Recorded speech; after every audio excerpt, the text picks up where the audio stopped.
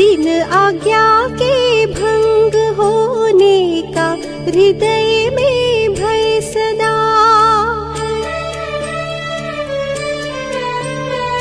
जिन आज्ञा के भंग होने का हृदय में भय सदा, ऐसे मुमुक्षु नहीं करते मार्ग उल्लंघन कदा।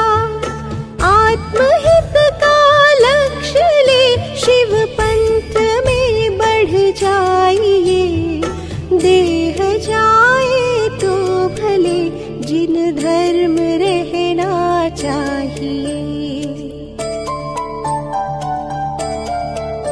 जिन धर्म से है प्रेम तो बस भावना के भाइये, देह जाए तो भले जिन धर्म रहना चाहिए, देह जाए तो भले जिन धर्म रहना चाहिए।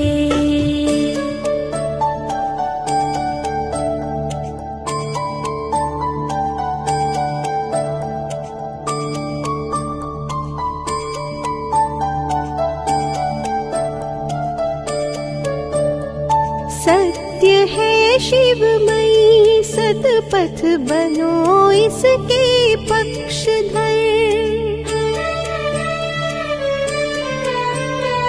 सत्य है शिवमयी सतपथ बनो इसके पक्षधर।